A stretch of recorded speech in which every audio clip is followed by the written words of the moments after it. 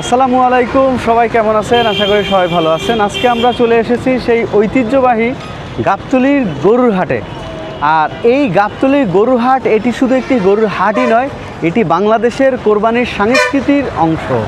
তা চলুন আজকে আমরা দেখাবো গাবতলী হাটের খুঁটিনাটি। কুরবানির ঈদ এলে এই হাটে জমে ওঠে কোটি টাকার বাণিজ্য আর থাকে হাজারো মানুষের স্বপ্ন।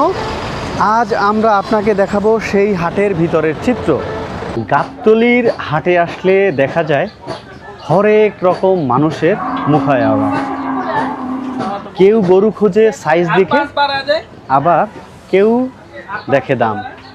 এভাবেই চলতে থাকে গাবতলীর হাট।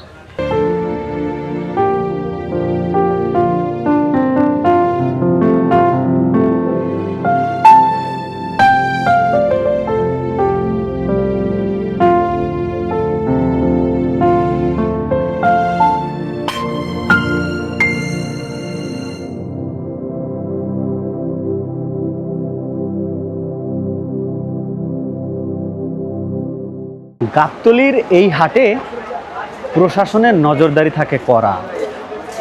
নিরাপত্তা, গরুর স্বাস্থ্য পরীক্ষা ও ই সেবা চালু রয়েছে এখানে।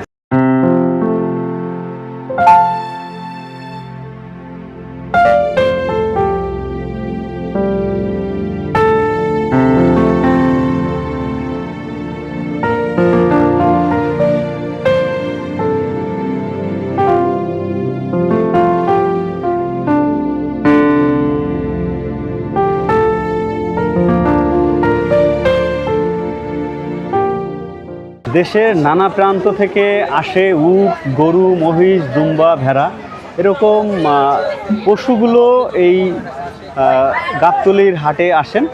এবং এখানে বর্তমানে দেখতে পাচ্ছেন একটা উটও রয়েছে। আমরা সেই উটের সামনে বসে ভিডিওটি ধারণ করতেছি। তো এরকম এখানে সপ্তাহব্যাপী ধরে তাদের প্রিপারেশন চলতে থাকে যারা ব্যাপারী আছেন।